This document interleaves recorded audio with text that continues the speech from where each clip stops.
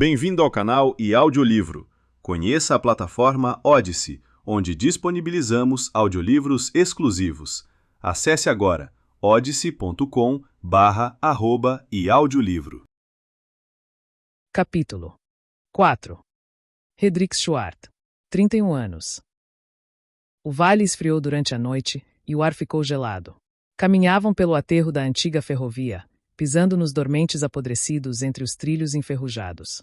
Hedrick observava as gotas de orvalho que brilhavam na jaqueta de couro de Arthur Barbridge.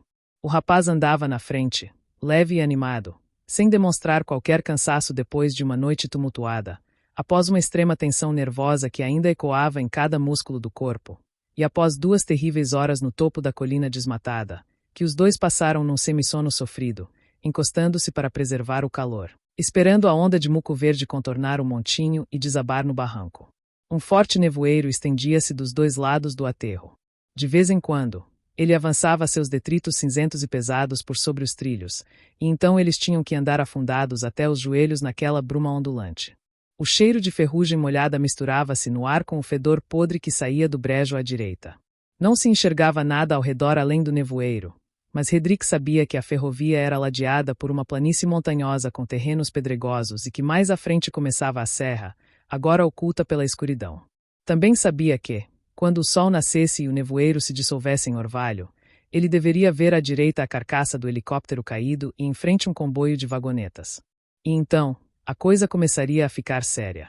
Hedrick, sem diminuir o passo, enfiou a palma da mão entre as costas e a mochila e empurrou-a para cima, para que o galão de hélio não arranhasse a coluna. É pesado a beça, pensou. Como vou me arrastar com ele em cima? 1,5 quilômetros agachado. Bem, Stalker, pare de choramingar, você sabia muito bem como seria. 500 mil estão te aguardando na volta, então aguenta, irmão. 500 mil, puxa, não é uma delícia? Pois nem a pau eu vou vender por menos do que 500 mil. 30 para o abutre, já é muito. Quanto ao Júnior? Nada para ele. Pois se aquele velho safado disse só uma meia-verdade, então o moleque já está pago. Olhou novamente para as costas de Arthur e por algum tempo observou, com olhos semicerrados, como o rapaz andava despreocupado, atravessando 2 dormentes de uma vez. Alto, ombros largos, cintura fina, cabelos negros e cheios de brilho, como os da irmã, pulando ao acompanhar o ritmo dos passos. Foi ele que pediu, pensou Hedrick, sombrio. O próprio. Por que é que implorava tão desesperadamente? Tremia de corpo inteiro, olhos cheios de lágrimas. Por favor, Sr. Schwartz, leve-me junto. Várias pessoas me ofereceram, mas só quero ir com o senhor, os outros não valem nada. Meu pai. Mas ele não pode ir mais. Hedrick esforçou-se para cortar a lembrança. Era desagradável, e provavelmente por causa disso ele pensou na irmã de Arthur, em como ele dormia com ela, tanto bêbado, como sóbrio, e na decepção que aquilo virava toda vez. Era mesmo inacreditável. Um mulherão daqueles, você pensa em passar um século na cama com ela, e ela se revela insossa. Uma enganação, uma boneca inanimada em um corpo de mulher. Igual aos botões da blusa da mãe, dos quais ele se recordava. Eram de um amarelo vivo, iluminados por dentro, como âmbar. Pareciam tão deliciosos e cheios de sabor que ele tinha vontade de pôr na boca e chupar, aguardando um sabor igualmente esplêndido. E ele os agarrava com os dentes e toda vez se decepcionava profundamente. Mas se esquecia de sua decepção. Não exatamente se esquecia. Ele na verdade se recusava a acreditar na própria memória quando os via de novo. E se o pai tivesse mandado o filho atrás de mim? Hedrick continuava devagar, olhando para as costas de Arthur. Basta ver o revólver no bolso de trás dele. Não, não pode ser. O abutre me conhece, sabe que não sou de brincadeira. E também sabe como fico na zona. Não, é besteira isso. Não foi o primeiro que me pediu e que chorou, houve até os que caíram de joelhos. Quanto à arma, todos eles levam na primeira vez. Na primeira, que será a última. Pois é, será sim, rapaz. É isso que está acontecendo aqui, abutre. Se você apenas soubesse o que seu amado filhote que implorou pela zona estava planejando, você teria lhe dado uma bela surra com suas muletas. De repente, ele sentiu que havia alguma coisa na frente, não muito longe, uns 30 ou 40 metros. Pare, disse para Arthur. Ele parou, obedientemente. Sua reação era boa, tanto que ele até congelou, com a perna ainda no ar, e em seguida, bem devagar, colocou-a no chão. Hedrick aproximou-se dele. Os trilhos ali desciam e se escondiam completamente no nevoeiro. E lá embaixo havia algo. Algo grande e imóvel. Porém, inofensivo. Hedrick, com cuidado, puxou o ar pelo nariz. Sim, não havia perigo. Vá em frente, disse baixo, e, após esperar Arthur dar o primeiro passo, seguiu-o. No canto dos olhos, ele viu o rosto de Arthur, seu perfil talhado, a pele da bochecha, limpa, e os lábios cerrados, com o fino bigode em cima. Desciam para o nevoeiro. Primeiro até a cintura, depois até o pescoço, e em alguns segundos à frente, surgiram os contornos da vagoneta. Chegamos, disse Hedrick, procurando tirar a mochila dos ombros. Sente-se, aí mesmo onde está. Faremos uma parada. Arthur o ajudou com a carga e depois sentou ao seu lado nos trilhos enferrujados. Hedrick abriu um dos compartimentos da mochila e tirou uma garrafa térmica com café e um pacote de sanduíches. Enquanto Arthur desembrulhava a comida, acomodando os sanduíches em cima da mochila, Red sacou o cantil do bolso interno, desatarrachou sua tampa e, fechando os olhos, bebeu devagar em goles pequenos. Quer um gole? Ofereceu, secando a boca com a mão. Para ganhar coragem. Não será necessário, Sr. Schwartz, respondeu Arthur. Eu gostaria de tomar um pouco de café, se o senhor permitir. Está muito úmido por aqui, não é? É, sim, concordou Hedrick, escondendo o cantil no bolso, depois pegou um dos sanduíches e começou a mastigar. Quando o nevoeiro se dissipar, você vai perceber que estamos cercados por brejos. Antigamente aqui era um inferno de tantos pernilongos. Ele se calou e pegou o café. O café estava quente, forte e doce. Bebê-lo agora era até mais agradável do que o álcool. O cheiro do café lembrava o lar.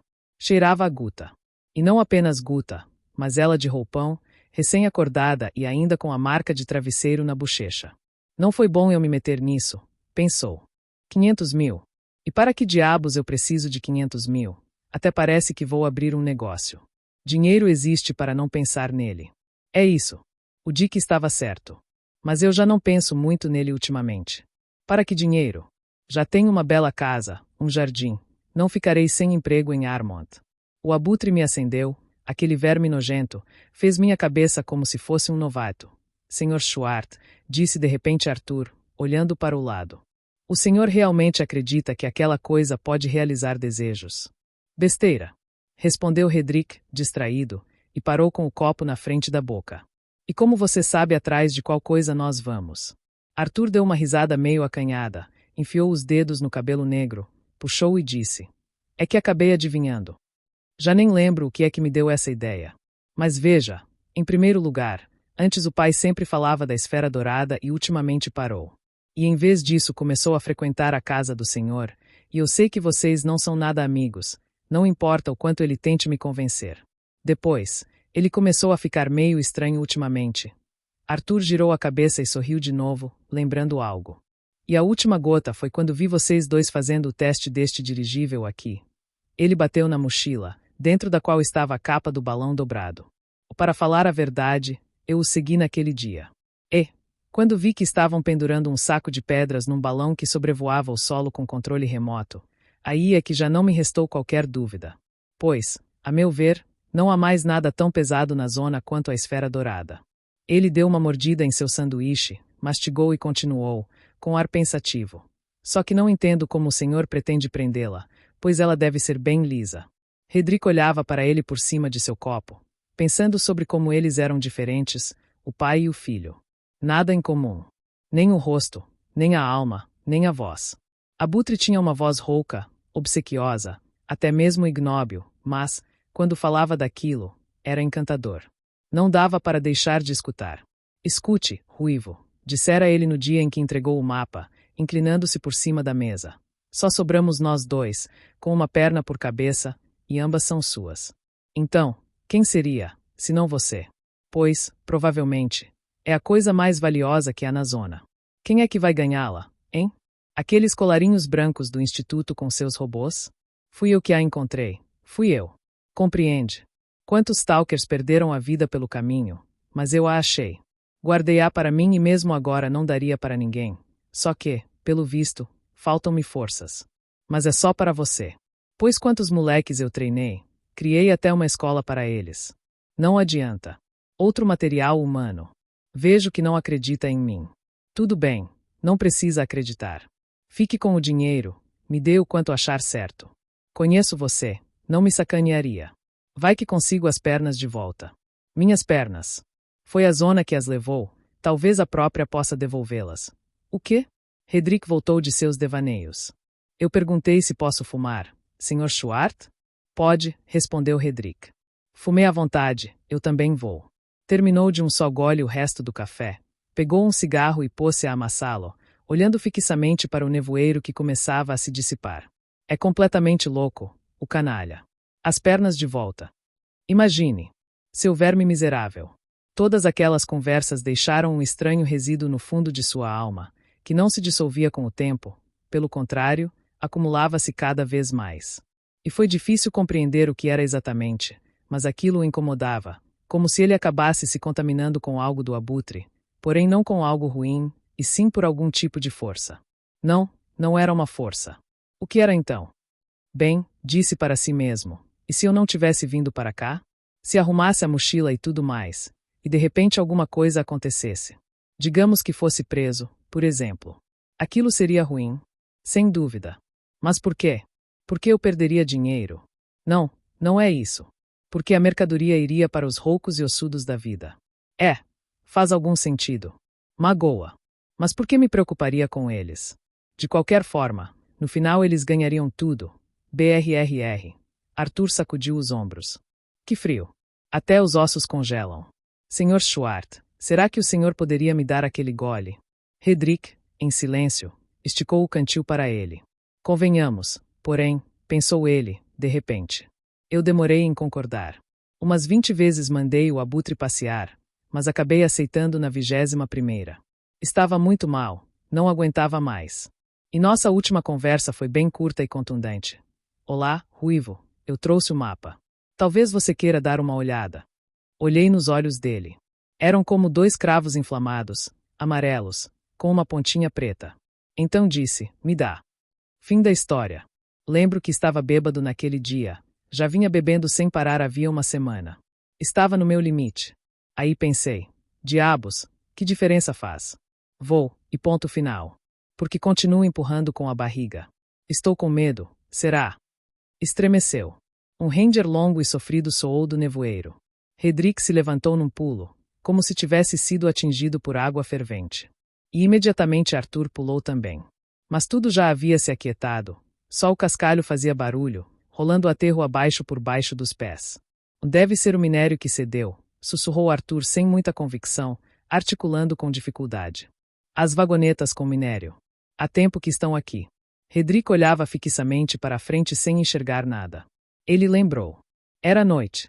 Acordou com o mesmo som, sofrido e longo, com o coração parado, como num pesadelo. Só que não era um pesadelo. Aquilo havia sido a monstrinho gritando, sentada em sua cama na frente da janela, e do outro lado da casa ecoava, de modo igualmente prolongado e rangente, o velho Schwartz, mas com um barulho gutural. E assim eles continuaram, chamando um ao outro no escuro durante horas e mais séculos.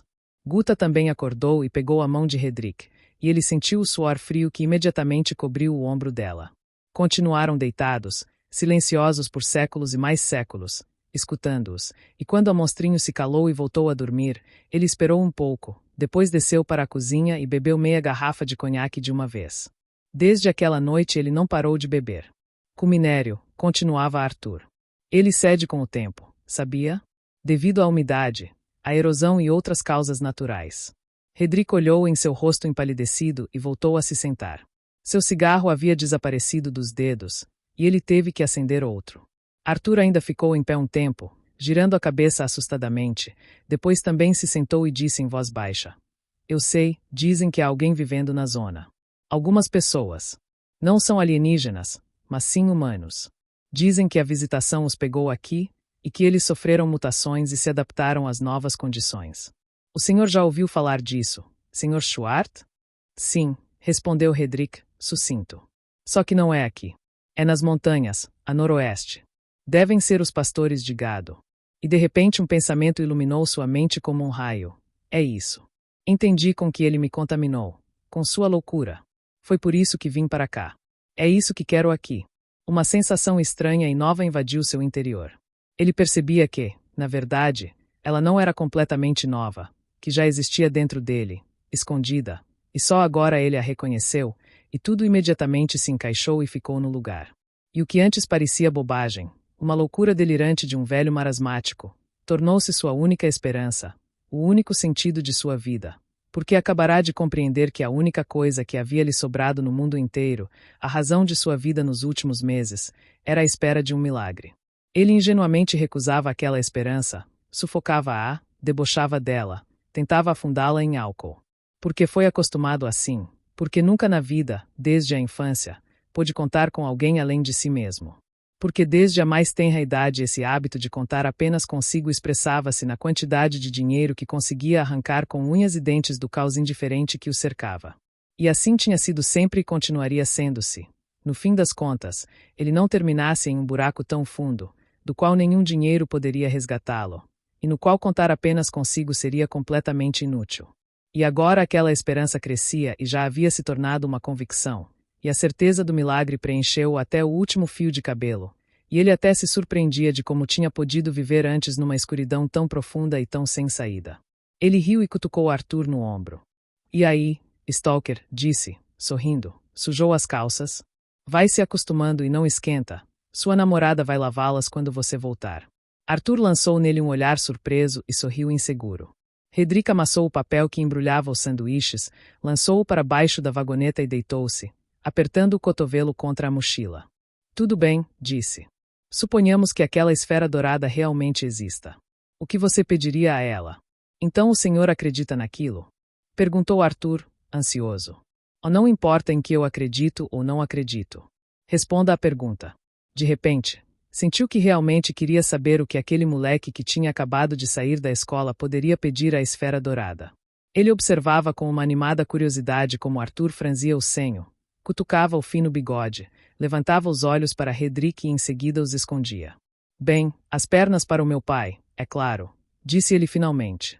E que tudo esteja bem em casa. Mentira, cortou Hedrick, benevolente. Você tem que saber, moleque, que a esfera dourada realiza somente os desejos mais íntimos, mais verdadeiros, aqueles que, se não forem realizados, só te resta mesmo se enforcar. Arthur Barbridge enrubesceu, olhou para Hedrick e novamente baixou os olhos. Seu rosto ficou ainda mais corado até que lágrimas surgiram nos olhos. Entendi, disse Hedrick quase carinhosamente. Tudo bem, não é da minha conta. Guarde seus segredos para si. De repente, lembrou-se do revólver, pensando que é preciso conferir tudo o que pode ser conferido enquanto há tempo. O que é que você tem no bolso de trás? Perguntou disfarçando. Um revólver, resmungou Arthur e mordeu o lábio. E para quê? Para atirar. Respondeu Arthur com ar desafiador. Deixa disso, proferiu Hedrick rígido e se endireitou. Me dá esse revólver. Não há em quem atirar na zona. Passa pra cá. Arthur ia dizer algo, mas ficou quieto. Enfiou a mão no bolso, sacou um colt do exército e esticou-o para Hedrick, segurando pelo cano. Hedrick agarrou a arma pela coronha ainda morna, balançou-a na mão e perguntou. Tem algum lenço? Deixe-me embrulhá-lo. Pegou o lenço de Arthur, limpinho e cheirando a água de colônia, embrulhou nele o colt e pôs o pacote em cima do trilho. O que fique aqui, por enquanto, explicou. Apanhamos na volta, se Deus quiser. Vai que realmente a gente tenha que enfrentar a patrulha. Se bem que trocar tiros com militares, rapaz. Arthur sacudiu a cabeça determinado. Ou não é para isso, disse, embaraçado. Só tem uma bala lá. Para o caso de ser como com o pai. Ah, então é isso. Respondeu Hedrick lentamente, encarando Arthur. Bem, com isso você não precisa se preocupar. Pois se for como com o seu pai, eu te arrasto até aqui. Prometo. Olha, já está clareando. O nevoeiro se dissipava rapidamente. O aterro e os trilhos já estavam livres, e embaixo e ao longe aquela massa leitosa começou também a ceder, derretendo aos poucos, revelando os cumes eriçados e arredondados das colinas.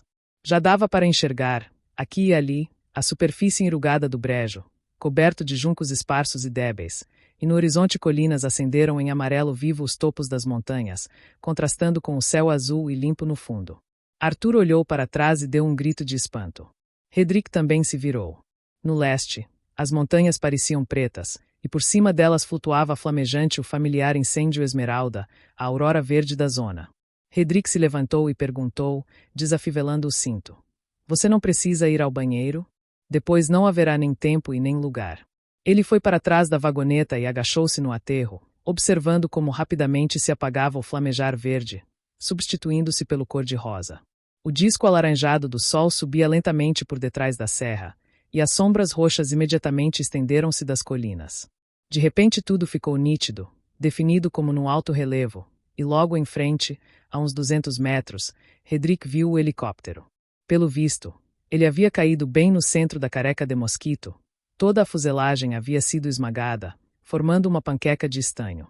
Só havia sobrado a parte de trás, que se espetava, retorcida, entre as colinas, com a hélice do estabilizador intacta e balançando ao vento com um suave Ranger. A careca devia ser muito poderosa, pois nem houve tempo para explodir, e na superfície achatada da cabine ainda se enxergava nitidamente o emblema da Força Aérea Real, que Hedrick não via fazia tanto tempo que até se esquecera de como era sua aparência. Ao terminar, Hedrick voltou à mochila, tirou o mapa e o estendeu por cima do minério compactado que preenchia a vagoneta. Do ponto em que estavam, não dava para ver o fim do vale, escondido atrás da colina com uma árvore calcinada no topo.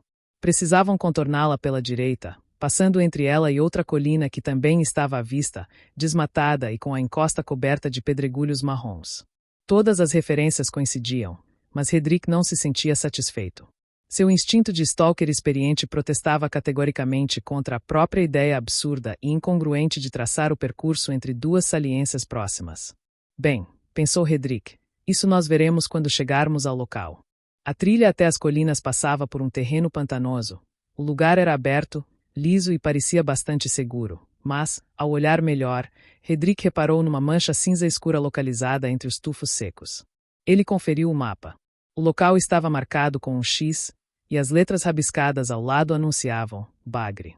A linha vermelha entrecortada continuava à direita da marca. O apelido lhe soava familiar, mas Hedrick de jeito nenhum conseguia se lembrar de quem era aquele tal de Bagre, qual seria sua aparência ou de que época era. Por alguma razão inexplicável, veio à mente a imagem do salão esfumaçado do Borgs, caras bêbadas e selvagens, enormes mãos vermelhas agarrando copos, estrondosas gargalhadas saindo das goelas escancaradas com dentes podres e amarelos. Um rebanho de monstros gigantes e fantasmagóricos reunidos no bebedouro, uma de suas mais fortes lembranças da infância, a primeira visita ao Borgs. O que ele tinha mesmo levado naquela vez? Parece que tinha sido um oco. Ele se lembrou de como tinha sido quando entrou naquele covil pela primeira vez, diretamente da zona, todo encharcado, esfomeado, cabeça conturbada, com um saco pesado no ombro. Como havia metido o saco em cima do balcão na frente de Ernest e como depois tinha aguentado, com dentes cerrados e olhar ríspido, todos os deboches e provocações, até que o Ernest, ainda jovem e de gravata borboleta, finalmente lhe entregou a quantia de notas verdes. Não, ainda não eram verdes, eram as quadradas, imperiais, com a mulher seminua e de capa e coroa. Então pegou o dinheiro, guardou no bolso, e de repente, para sua própria surpresa, apanhou do balcão uma pesada caneca cheia e espatifou-a com toda a força na cara do engraçadinho mais próximo. Hedrick sorriu. Aquele bem que poderia ser o Bagre. Será que se pode andar no meio das colinas, Sr. Schwartz? Perguntou baixinho Arthur, bem em cima da orelha de Red. Ele estava parado atrás de Schwartz, olhando também o mapa. Lá veremos, concluiu Hedrick. Continuava a examinar o mapa. Havia mais 2 X nele, um na encosta da colina com a árvore e outro nos pedregulhos da colina vizinha. Poodle e 4 olhos. Entre os dois, lá embaixo, passava a trilha. Lá veremos, repetiu Hedrick, dobrou o mapa e o enfiou no bolso. Depois lançou um olhar crítico a Arthur. Já foi ao banheiro. E sem esperar pela resposta, ordenou. Ponha a mochila nas costas. Seguiremos o mesmo padrão de antes, disse, sacudindo a mochila e ajeitando as alças. Você anda o tempo todo na minha frente, atrapalhando meu campo de visão. Não olhe para trás e fique atento. Qualquer ordem minha é lei. Prepare-se para se arrastar por muito tempo e nem pense em evitar a sujeira. Quando eu mandar, meta a cara na lama sem discutir. E feche essa sua jaqueta. Pronto. Pronto, ecoou Arthur com voz abafada. Estava visivelmente nervoso, já nem sobrara vestígio da cor rosada que havia em seu rosto. O primeiro ponto de orientação é aquele. Hedrick, com um gesto brusco, indicou a colina mais próxima, que estava a uns 100 passos do aterro. Está claro. Andando. Respirando convulsivamente, Arthur passou por cima do trilho e começou a descer pelo aterro. O cascalho deslizava de seus pés fazendo barulho. Devagar, vá com calma, proferiu Hedrick. Não há pressa nenhuma. Desceu em seguida, regulando de quando em quando a posição da mochila pesada com os músculos das pernas.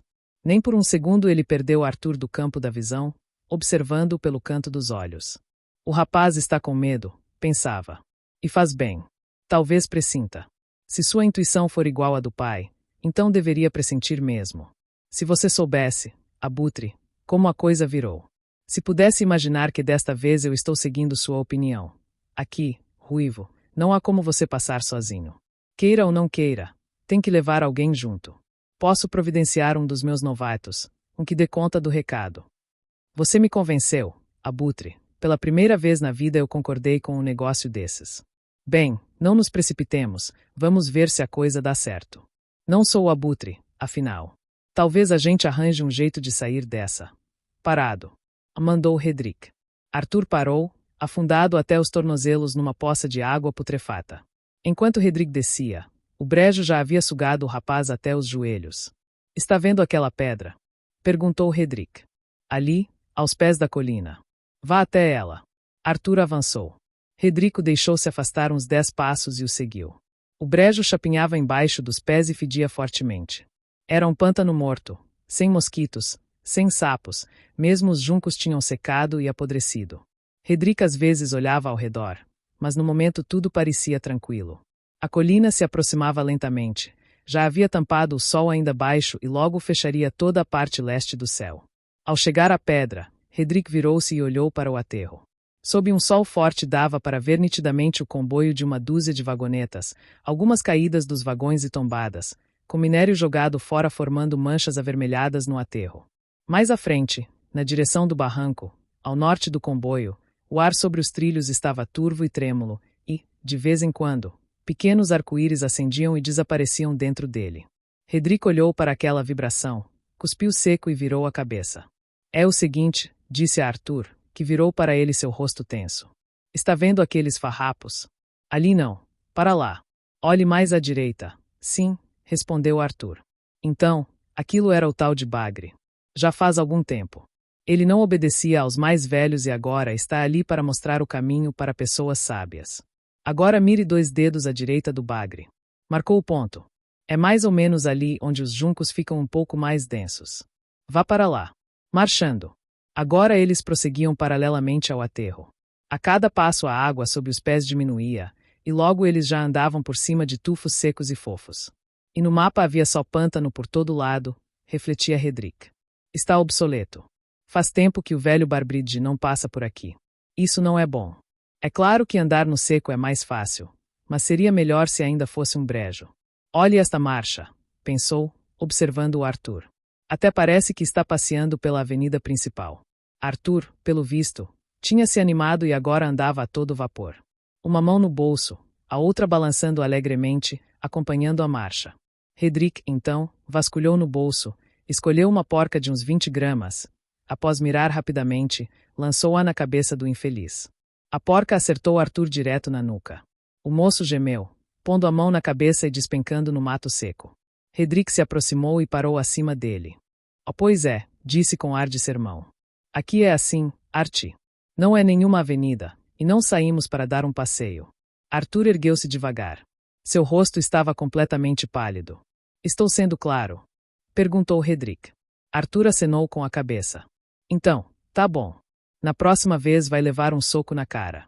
Isso se sobreviver até lá. Andando. Ele daria um bom stalker, pensou Hedrick. Provavelmente ganharia o apelido Boa Pinta. Arti Boa Pinta. Já tivemos um bonitão por aqui, chamava-se Dickson e agora ele se chama Esquilo.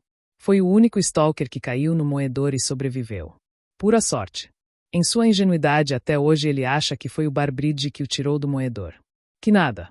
Não há como tirar alguém do moedor. O abutre o arrastou para fora da zona. Isso é verdade. Aconteceu um ato heróico desses em sua existência podre. Só que não houve outra chance para ele. Aquelas safadezas dele já encheram a paciência de todos, e o pessoal disse para ele sem rodeios: melhor não voltar sozinho. Pois foi justo naquela época que Barbridge ganhou o apelido de Abutre. Antes disso ele era chamado de Resmungão. De repente, Redrick sentiu na bochecha esquerda uma corrente de ar quase imperceptível e imediatamente, antes de pensar em qualquer coisa, gritou: pare! Esticou o braço para a esquerda. O fluxo estava mais forte ali. Em algum lugar entre eles e o aterro havia uma careca de mosquito, que provavelmente se estendia ao longo do próprio aterro, pois não fora à toa que as vagonetas tinham saído dos trilhos. Arthur estava imóvel, feito um poste. Nem olhou para trás. Siga mais à direita, ordenou Redrick. Ou vá. Pois é, poderia virar um bom stalker. Mas que droga, será que estou com pena dele? Só faltava essa. E quanto a mim, alguém já teve pena de mim. Na verdade, sim. O Kirill teve. E o Dick Nonan tem. Se bem que esse talvez nem esteja com tanta pena de mim, é mais para se aproximar da Guta. Mas quem sabe? Poderia ser os dois, um não exclui outro. Só que eu não posso sentir pena de ninguém. Só tenho duas opções.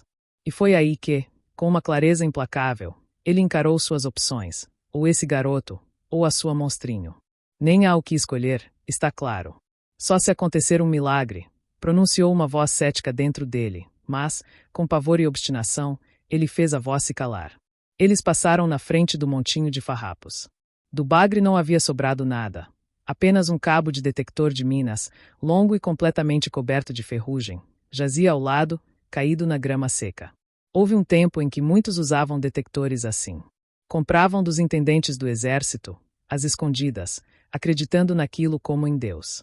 Mas depois de 2 stalkers terem morrido em poucos dias, abatidos por descargas subterrâneas, aí acabou de vez, ninguém nunca mais usou isso. Mas quem era mesmo aquele bagre? Foi o Abutre que o trouxe ou ele veio por conta própria? E por que é que todos eles tinham tanta atração por esse barranco? Porque eu nunca tinha ouvido falar disso. Diabos, que calor! E isso de manhã, o que será então à tarde? Arthur, que andava uns 5 passos na frente, levantou a mão e enxugou o suor da testa. Redrick lançou um olhar de soslaio para o sol. O sol ainda estava bem baixo. E, de repente, ele se deu conta de que a grama sob seus pés já não farfalhava como antes, em vez disso cantava como areia, e que ela já não era tão áspera e rígida, como alguns minutos atrás, agora estava macia e frágil, esfarelando-se embaixo das botas como flocos de fuligem. Então ele viu as pegadas de Arthur afundadas no solo e atirou-se para baixo, gritando: pro chão. Caiu com o rosto na grama, e ela se desfez feito pó embaixo de sua bochecha. Ele rangeu os dentes, furioso de tanto azar que tiveram. Estava deitado, esforçando-se para não se mover, ainda com esperança de que talvez escapassem, embora já compreendesse que eles haviam sido pegos. O calor aumentava, esmagando-os, envolvendo seus corpos como um invólucro escaldante, o suor escorria pelos olhos, e Redrick, meio atrasado, gritou para Arthur: não se mexa. Aguente! E reuniu todas as forças para aguentar. Poderiam superar aquilo, e tudo poderia terminar bem. Só suariam um pouco, mas Arthur não aguentou. Talvez ele não tivesse ouvido direito o que Redrick havia lhe gritado, ou tinha se assustado para além de qualquer medida, ou possivelmente o calor perto dele estivesse mais forte. De qualquer modo, ele havia perdido totalmente o controle. Às cegas, com o uivo selvagem saindo do fundo da garganta, atirou-se agachado na direção para a qual o instinto atordoado o mandava, para trás. Justo para onde não poderia correr de jeito nenhum. Redrick por pouco conseguiu se erguer e agarrá-lo com ambas as mãos pelo tornozelo, fazendo seu corpo tombar contra o solo, levantando uma nuvem de cinzas. Arthur grunhiu, deu um coice com a perna livre no rosto de Redrick e começou a se debater e a se contorcer no solo. Redrick, que também já não raciocinava muito bem por causa da dor, arrastou-se para cima dele, encostando o rosto queimado no casaco de couro e tentando esmagá-lo, afundá-lo na terra seca. Enfiou 2 mãos no cabelo de Arthur, tentando imobilizar sua cabeça que sacudia em convulsões, ao mesmo tempo, dando golpes com as pontas das botas nos joelhos e nas pernas do rapaz.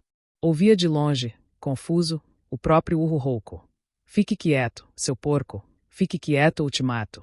De cima, um calor flamejante continuava a envolvê-lo, e sua roupa já pegava fogo, e a pele das pernas e das costas estalava, formando bolhas que logo estouravam.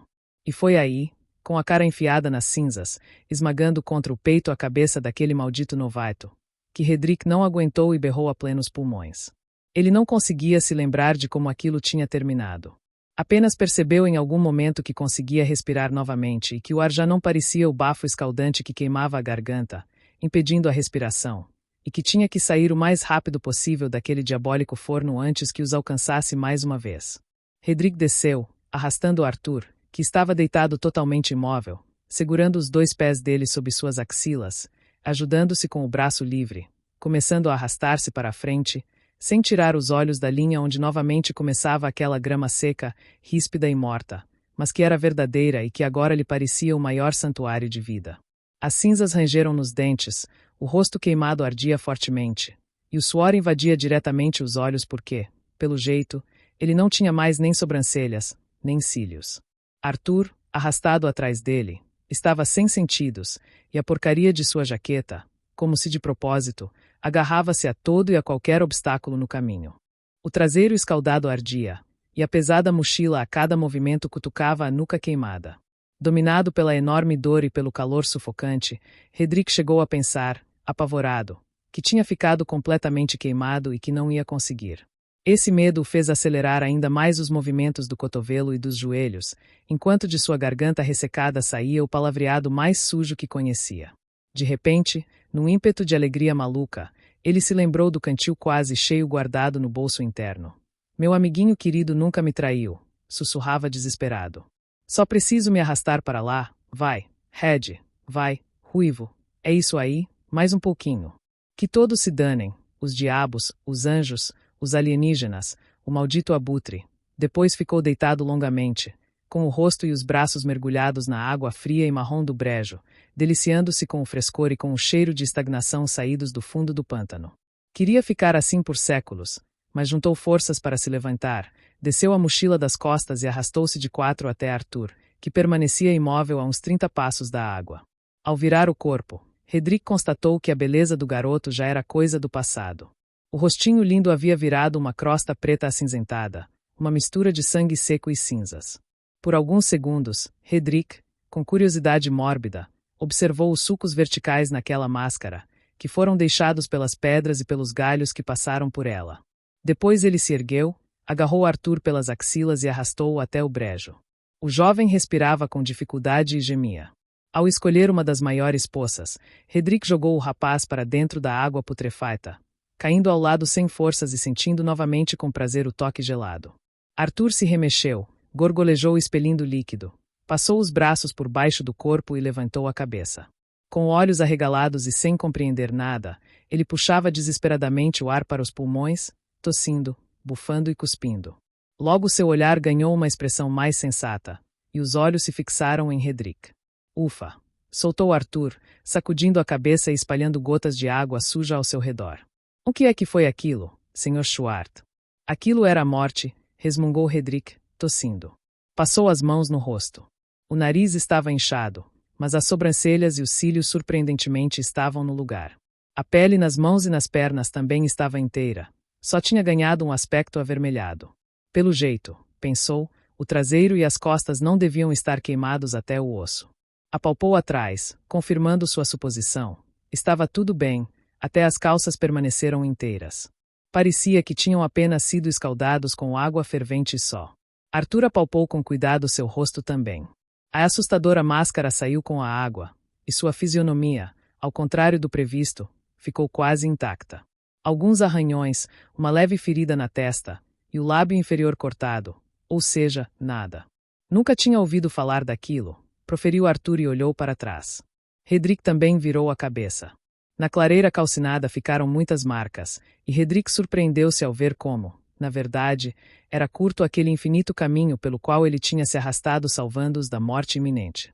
O diâmetro da careca não passava de 20 ou 30 metros, mas ele, cegado pelo calor, arrastou-se por ela num maluco zigue-zague, feito uma barata na chapa quente.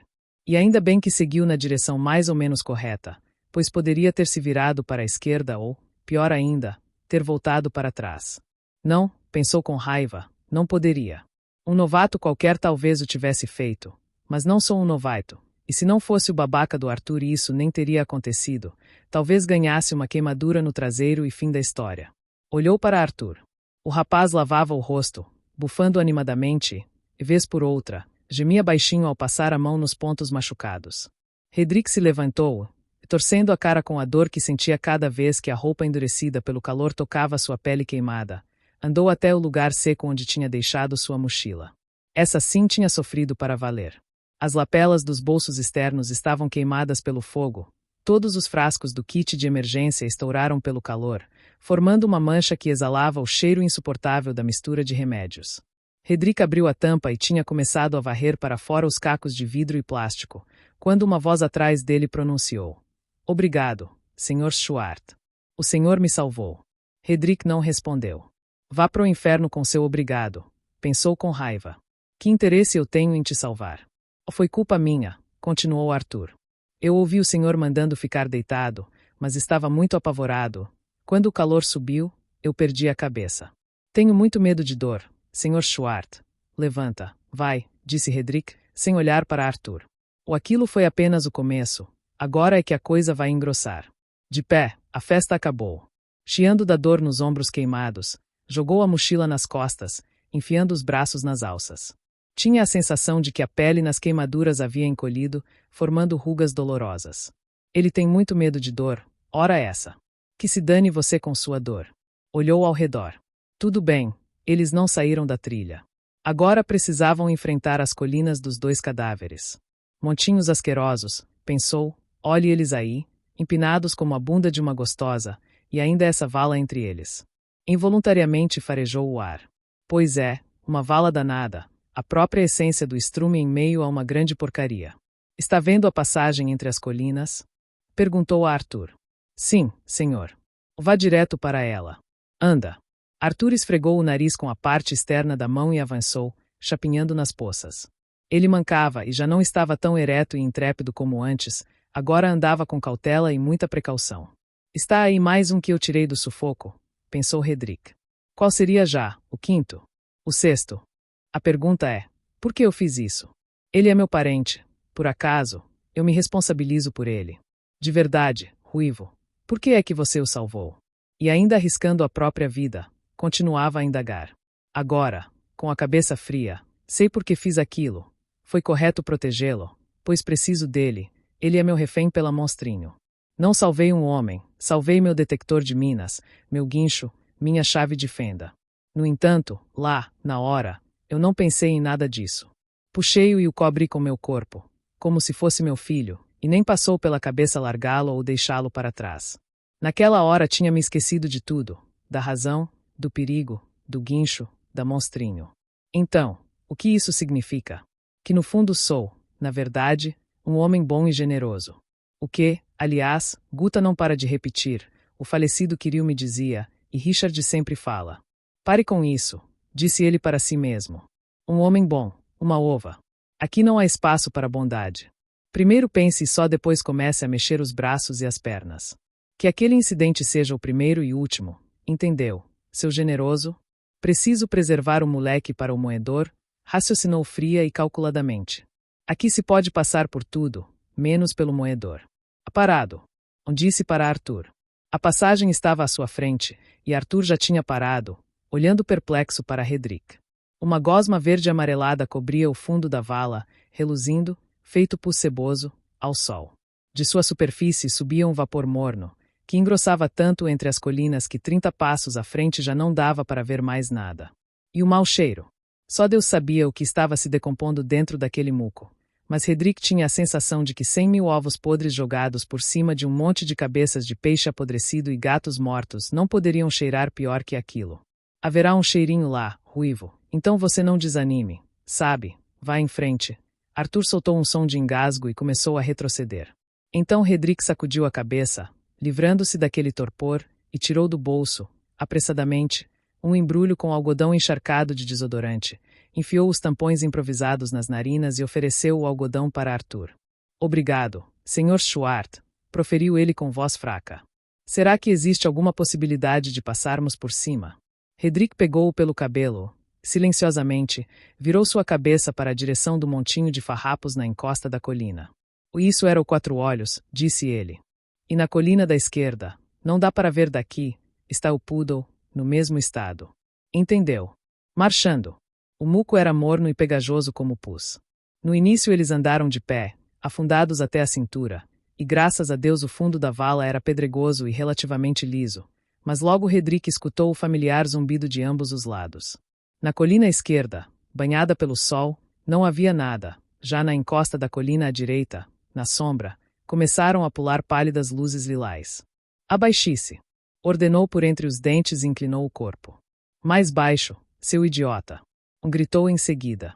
Arthur se abaixou assustado, e no mesmo segundo um tremendo estrondo de trovão rompeu o ar.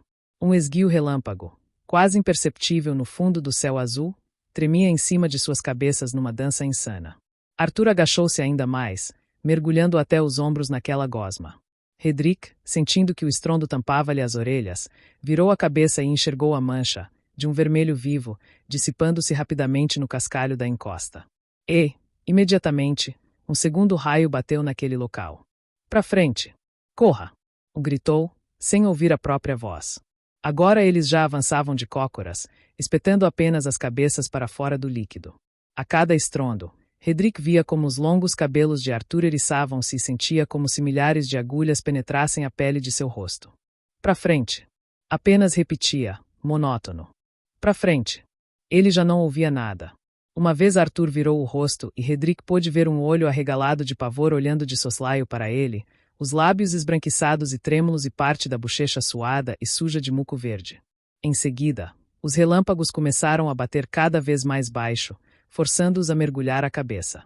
A gosma verde aderia à boca, dificultando a respiração. Sugando desesperadamente o ar, Redrick arrancou os tampões das narinas e, com grande surpresa, descobriu que o mau cheiro sufocante havia sumido, substituído por um ar fresco com agudo cheiro de ozônio, e que o vapor morno a seu redor havia ficado mais denso, ou talvez tenha sido apenas uma impressão de seus olhos que não enxergavam bem. De qualquer modo, ele não conseguia ver a colina da esquerda, tampouco a da direita. Não via mais nada além da cabeça de Arthur, coberta de gosma verde e dos redemoinhos de vapor amarelado girando ao redor. Eu vou conseguir, pensava ele. Não é a primeira vez, é a mesma coisa a vida toda. Na merda até o pescoço com raios rachando em cima da cabeça. Nunca foi diferente. E de onde vem essa nojeira aqui? Quanta porcaria. É de pirar, tanta merda em um só lugar, deve ter vindo do mundo inteiro. Não, é do abutre, concluiu irado. Ele passou por aqui e deixou tudo isso.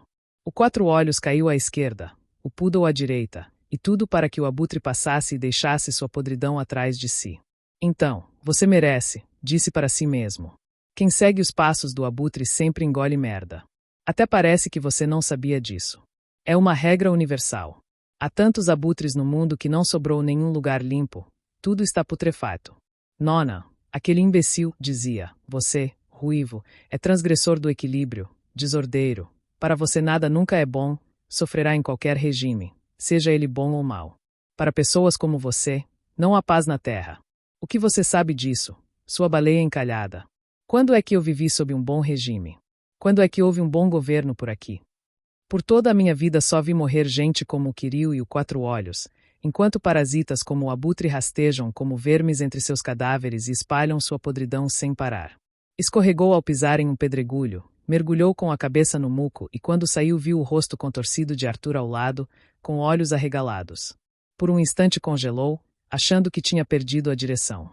Mas foi só por um segundo. Logo sentiu que tinha que avançar na direção daquela pedra preta que sobressaía da gosma. Compreendeu aquilo apesar de não enxergar nada na bruma amarela além daquela pedra. Pare! Gritou com toda a força. Vá mais para a direita. À direita daquela pedra. Novamente não ouviu a própria voz, então alcançou Arthur, agarrando-o pelo ombro e indicando com a mão. À direita da pedra, abaixe a cabeça. Vocês vão me pagar por tudo isso, pensou com raiva. Arthur emergiu na frente da pedra e imediatamente um raio partiu com estrondo o cume negro, espalhando faíscas de partículas incandescentes. Vão me pagar, sim, repetia Redrick, mergulhando a cabeça e remexendo agitadamente os braços e as pernas. Outro raio rompeu em cima de sua cabeça, ressoando nos ouvidos. Vou tirar suas almas por isso. Ameaçou e de repente pensou. De quem estou falando? Sei lá, mas alguém tem que pagar. Alguém pagará por tudo isso. Deixem só que eu chegue até a esfera. Apenas chegue à esfera. Vou lhes enfiar isso goela abaixo. Vocês vão ver. Eu não sou o abutre. Eu vou cobrar vocês do meu jeito. Quando, atordoados, virados do avesso, cambaleando e segurando-se um no outro para não cair, eles finalmente chegaram à terra seca coberta de pedrinhas escaldadas ao sol, Hedrick reparou num furgão enferrujado e enterrado até os eixos e teve uma vaga lembrança de que ali, perto daquele automóvel, podia-se recuperar o fôlego. Eles se alojaram na sombra. Arthur deitou de costas e começou a abrir o zíper do casaco com os dedos dormentes, enquanto Hedrick acomodava as costas com a mochila contra a lateral do furgão e, após esfregar as mãos na pedra britada, sacou o cantil do bolso interno. Também quero, proferiu Arthur. Eu também quero, Sr. Schwartz. Hedrick surpreendeu-se com o quanto a voz do garoto era forte, deu um gole e fechou os olhos, sentindo o líquido quente e purificante descer a garganta e espalhar-se por seu interior. Deu mais um gole e esticou o cantil a Arthur. Acabou, pensou, amolecido. Passamos. Passamos por isso também. Agora a quantia por escrito, por favor. Acham que eu tinha me esquecido? Não, eu me lembro de tudo. Vocês pensam que vou lhes agradecer por me deixarem vivo em vez de me afogar naquela gosma. Agradeço uma ova. Agora chegou seu fim, entendem? Não vou deixar isso quieto. Agora sou eu quem decide. Eu, Hedrick Schwartz, são e sóbrio, vou decidir tudo por todos. E vocês, todos esses abutres, porcos e alienígenas, roucos e ossudos, quaterbloods e colarinhos brancos, com suas fardas arrumadinhas e suas pastas, com seus discursos e beneficências, com seus empregos e baterias eternas, com o moto perpétuo e as carecas de mosquito, com suas promessas inspiradoras. Chega, a vida toda vocês me enrolaram, me fizeram de bobo, e eu, imbecil, me gabava de que fazia o que queria, enquanto vocês apenas concordavam, piscando e trocando olhares entre si, e continuavam. Me afundando na merda, arrastando-me para a prisão e para a bebedeira, para o desespero. Chega! Soltou as alças da mochila e pegou o cantil das mãos de Arthur. Eu nunca cheguei a pensar, falava Arthur com espanto em sua voz. Nem pude imaginar. É claro que eu sabia, a morte, o fogo. Mas aquilo. Como é que a gente vai voltar? Hedrick não lhe dava ouvidos. O que falava aquele homenzinho não importava mais. Já não importava antes também, mas antes ele ainda era um ser humano. Mas agora? Apenas uma chave de fenda que fala. Deixe que fale. Um banho não seria mal, disse Arthur, olhando ao redor com ar atarefado. Pelo menos lavar o rosto. Hedrick lançou para ele um olhar distraído, reparou no ninho gosmento que virara seu cabelo, no rosto sujo de muco com marcas de digitais, no qual havia se formado uma crosta verde, e não sentiu nem pena, nem irritação, nada. Uma ferramenta falante. Virou o rosto. À sua frente estendia-se um terreno baldio, depressivo como uma área de construção abandonada, salpicado de cascalho, coberto de poeira branca e banhado por um sol escaldante, insuportavelmente alvo, maldoso e morto. Lá havia uma pedreira, cuja parede oposta estava à vista, da mesma maneira ofuscantemente branca, e, àquela distância, parecia ser completamente lisa e íngreme. Já a parede abaixo dos pés deles estava coberta por grandes blocos de pedra. E o caminho de descida se encontrava em um local em que, entre os destroços, como uma mancha vermelha, destacava-se a cabine da escavadeira. Era o único ponto de referência. E tinham de seguir direto para ele, contando simplesmente com a sorte. Arthur inclinou de repente o corpo, enfiou a mão debaixo do furgão e tirou de lá uma lata de conserva enferrujada. Olhe, Sr. Schwartz, disse ele, todo animado. Isso pode ter sido deixado pelo meu pai. Ali tem mais. Hedrick não respondeu. Isso não te fará bem, pensou ele, indiferente. Não deveria se lembrar de seu pai agora. Seria melhor você ficar calado. Se bem que não faz nenhuma diferença. Ele se levantou e gemeu de dor, a roupa estava colada no corpo queimado, e agora a pele doía, rasgando e descolando-se como uma gaze em uma ferida. Arthur também se ergueu com um gemido sofrido e lançou a Hedrick um olhar cheio de súplica. Dava para ver que ele queria muito choramingar, mas acabou se contendo, apenas soltando, com voz abafada. Será que posso dar mais um gole, Sr. Schwartz? Hedrick enfiou no bolso interno o cantil que segurava na mão e perguntou. Está vendo o vermelho entre as pedras? Sim, respondeu Arthur e suspirou convulsivamente. Direto para lá. Vá. Arthur tentou endireitar os ombros, mas parou, gemendo de dor. Encolheu-se todo e lamuriou-se, olhando ao redor. Não podemos dar uma lavadinha antes? Minha roupa está colada no corpo. Hedrick manteve-se em silêncio, aguardando. Arthur olhou para ele sem muita esperança, acenou com a cabeça e começou a andar, mas logo parou. A mochila! Exclamou. O senhor esqueceu a mochila, Sr. Schwartz. Continue andando. Ordenou Hedrick. Ele não quis nem explicar nem mentir, e não era necessário. Arthur iria de qualquer jeito. Não tinha escolha. E ele foi. Cambaleando, ombros baixos, arrastando os pés e tentando arrancar a sujeira colada em seu rosto. Encolhido, magrinho, coberto de gosma, miserável como um gatinho de rua. Hedrick o seguiu e, ao sair da sombra, sentiu o sol escaldante cegá-lo. Encobriu os olhos com a palma da mão, arrependendo-se de não ter trazido os óculos escuros. Cada passo levantava uma nuvenzinha de poeira branca que se assentava nas botas e cheirava muito mal, assim como Arthur, que andava na frente e cheirava ainda pior, tanto que era até difícil segui-lo. Hedrick demorou a entender que, na verdade, o mau cheiro saía dele mesmo. Era um cheiro nojento e meio familiar, assim cheirava a cidade quando o vento soprava do norte, trazendo para as ruas a fumaça da usina. Da mesma forma cheirava o pai quando voltava para casa, enorme, soturno, com olhos vermelhos e arregalados, e Hedrick escondia-se, às pressas, no canto mais fundo, observando dali como o pai arrancava dos ombros o casaco do uniforme e jogava-o nos braços da mãe, depois tirava as botas grandes e gastas, enfiando-as embaixo dos cabides, chapinhando com meias suadas, seguia para o chuveiro. Demorava lá, bufando, batendo com as mãos no corpo molhado, fazendo barulho com as bacias, resmungando algo incompreensível e depois urrando pela casa toda. Maria. Acorda. Tínhamos que esperar até que ele terminasse seu banho e se sentasse à mesa, onde já haveria uma dose de aperitivo, um prato fundo de sopa grossa e um frasco de ketchup. Esperar até que bebesse e terminasse a sopa, e que, após ter dado um arroto sonoro, abordasse a carne com feijão, para que aí então eu pudesse sair do esconderijo, subir em seu colo, perguntando qual gerente ou engenheiro da vida ele tinha afogado naquele dia no óleo de vitríolo. À sua volta, tudo estava calcinando até embranquecer. Hedrick sentia enjoos do calor seco e cruel, do mau cheiro e do cansaço.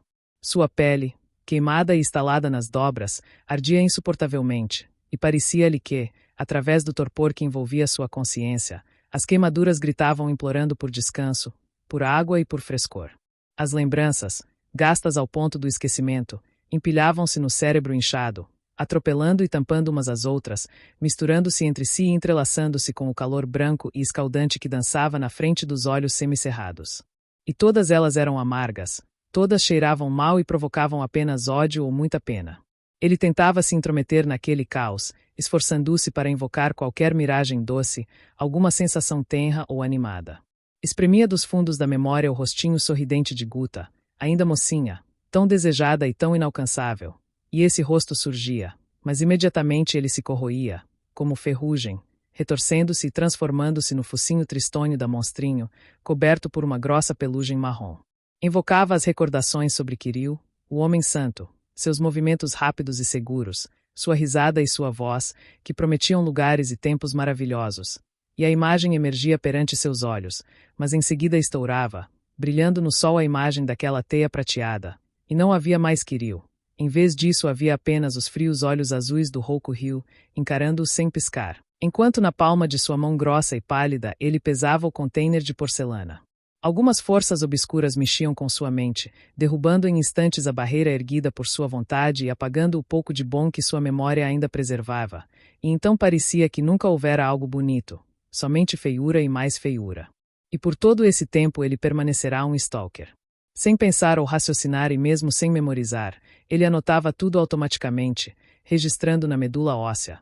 Ali, à esquerda, numa distância segura, sob um monte de tábuas velhas, estava parado um fantasma alegre, calmo e esgotado, e que se dane, à direta soprava uma ligeira brisa, e alguns passos depois se revelava uma área lisa como espelho, uma careca de mosquito, espalhando seus tentáculos como uma estrela do mar, mas estava longe e não representava uma ameaça.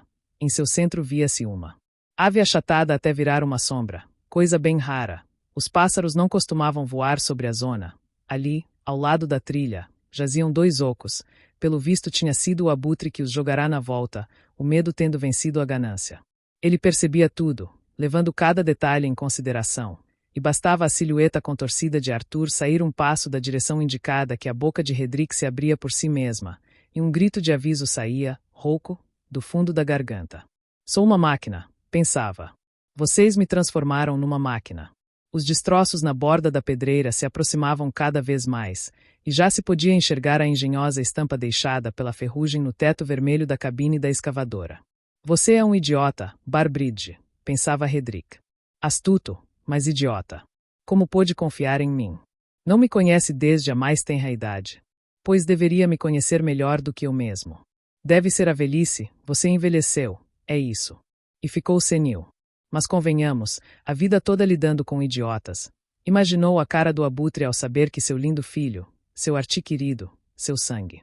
Saber que quem tinha ido para a zona com o ruivo atrás de suas pernas, das pernas perdidas do abutre, não fora um novato inútil qualquer, e sim seu próprio filho, seu orgulho, sua razão de viver. E, ao imaginar aquela careta, Hedrick caiu na gargalhada. Arthur virou-se assustado, mas Schwartz, sem parar de rir, abanou a mão para ele continuar andando. E novamente começou a se arrastar por sua mente, como em um filme, feiura e mais feiura. Tinha que mudar tudo, não apenas uma ou duas vidas, um ou dois destinos, precisava trocar cada parafuso, cada engrenagem desse mundo horrendo e ignóbil. Arthur parou diante de uma descida íngreme da pedreira, esticando o pescoço longo ao observar o abismo que se estendia embaixo. Hedrick se aproximou e parou ao lado dele. Não quis olhar para lá. Embaixo de seus pés, em direção ao fundo da pedreira, seguia a estrada há muitos anos arrebentada pelas rodas dos caminhões pesados. À direita dela, erguia-se a encosta branca e trincada pelo calor, mas, à esquerda, a parede havia desmoronado, e entre as pedras e montes de cascalho encontrava-se a escavadeira, inclinada para o lado. Sua concha abaixada encostava-se, impotente, na beira da estrada. Como já se poderia esperar, não se via mais nada na estrada, apenas nas pedras da encosta perto da concha penduravam-se estalactites negras e retorcidas, parecendo velas grossas, penduradas de cabeça para baixo. Ao redor, espalhavam-se várias manchas escuras, destacando-se contra o pó branco, como se alguém tivesse derrubado um monte de betume. É só o que restou deles, refletia Hedrick. Nem dá para dizer quantos foram. Talvez cada mancha fosse uma pessoa, um desejo, uma sorte do abutre. Aquela lá, por exemplo, era de quando o abutre voltou são e salvo do porão do 7º bloco. E aquela maior, quando o abutre tirou da zona sem problemas o imã vivo. E a estalactite ali providenciou ao velho a bela e formosa vadia de Barbridge, desejada por todos, que não puxou nem à mãe, nem ao pai. E essa mancha aqui deu no bonitão Arthur, também sem semelhança com os pais, o orgulho do abutre. Chegamos. Soltou Arthur, delirante. Sr. Schwartz, chegamos. Dá para acreditar. Deu uma risada feliz, agachou-se e começou a bater com toda a força os punhos no solo, sacudindo a cabeça, soltando pedaços de lama seca para todos os lados. Uma mecha de cabelo melecado havia se soltado e balançava no topo de seu crânio, absurda e engraçada ao mesmo tempo. E só então Hedrick levantou os olhos e encarou a esfera. Com cuidado. Com receio. Com o medo escondido de que ela não fosse do jeito que ele esperava, que o decepcionasse, que provocasse dúvidas, que o jogasse para fora do céu ao qual havia conseguido chegar mergulhando na lama até o pescoço. Ela não era dourada, parecia cobre, era avermelhada e perfeitamente lisa, reluzindo ao sol, hesitante. Ela estava pousada ao pé da parede mais afastada da pedreira, bem acomodada entre os montes de minério, e mesmo de longe dava para perceber como era maciça e quão pesadamente tinha se afundado em seu leito. Não havia nela nada que causasse desilusão ou dúvida, porém também não havia nada que insuflasse esperança. Por alguma razão, logo se pensava que ela era oca por dentro e que devia estar muito quente, aquecida pelo sol. Dava também para perceber que ela não irradiava qualquer luz própria, e que muito menos era capaz de levitar e dançar suspensa no ar como afirmavam as lendas sobre ela. Estava deitada exatamente onde tinha caído e parecia ter despencado de um enorme bolso ou ter se perdido ao rolar para fora de um jogo de gigantes fantasmagóricos. Não fora instalada ali de propósito. Estava jogada da mesma forma como tinham sido jogados os ocos, as pilhas etacas, os braceletes e o resto do lixo que restou após a visitação. Mas, ao mesmo tempo, havia algo naquela esfera, pois, quanto mais Hedrick a observava, mais ele compreendia que era agradável olhar para ela, que surgia a vontade de se aproximar e acariciá-la. Repentinamente surgiu a sensação de que deveria ser muito prazeroso sentar perto dela ou, melhor ainda, encostar-se nela, jogando a cabeça para trás, fechar os olhos e mergulhar nas recordações ou, simplesmente, cochilar repousando a seu lado. Arthur se ergueu num salto, abriu o zíper do casaco e arrancou-o de si, jogando com força sob seus pés e levantando uma nuvem de pó branco. Ele gritava algo, fazendo caretas e abanando as mãos, depois colocou os braços para trás, em passos de dança, e, dando cambalhotas com os pés, começou a descer ladeira abaixo. Ele não olhava mais para Hedrick, ele o tinha esquecido. Havia se esquecido de tudo. Estava indo realizar seus sonhos, os pequenos e mais íntimos sonhos de um acanhado colegial, de um garoto que nunca na vida tinha visto dinheiro além da mesada, sonhos de um adolescente que recebia punições físicas caso voltasse para casa com um ligeiro cheiro de álcool, do filho que era criado para ser um advogado famoso, talvez um futuro ministro, até um presidente, caso tivesse sorte. Hedrick, semicerrando os olhos irritados pela luz ofuscante, observava-o em silêncio.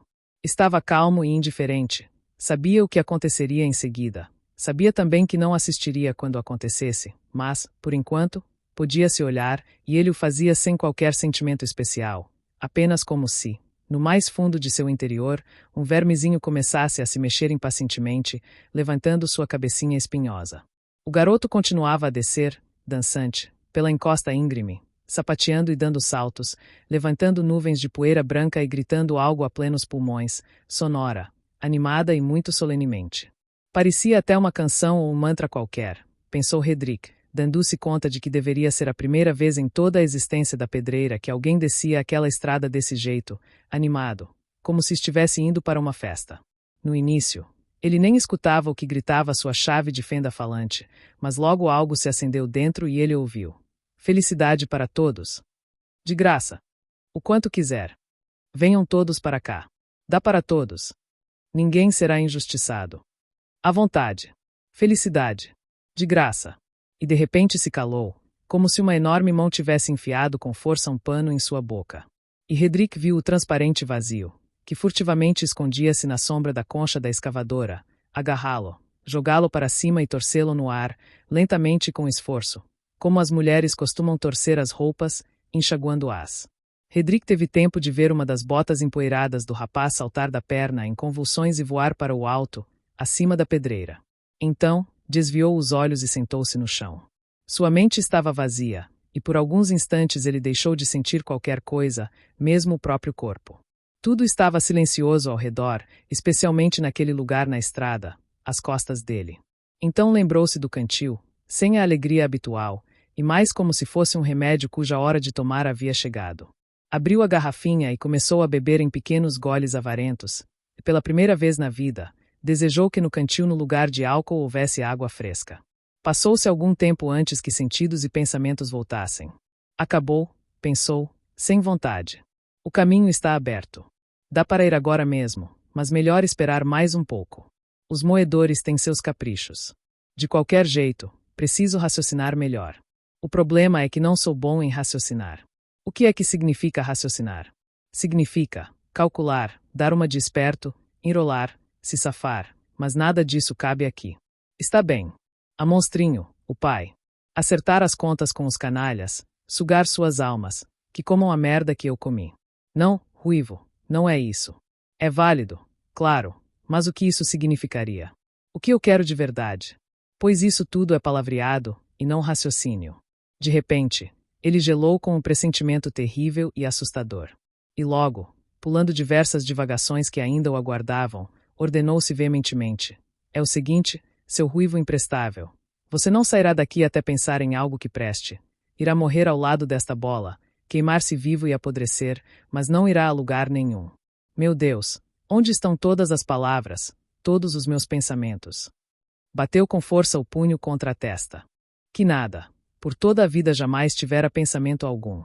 Espere, Kiryu falava daquelas coisas. Kiryu.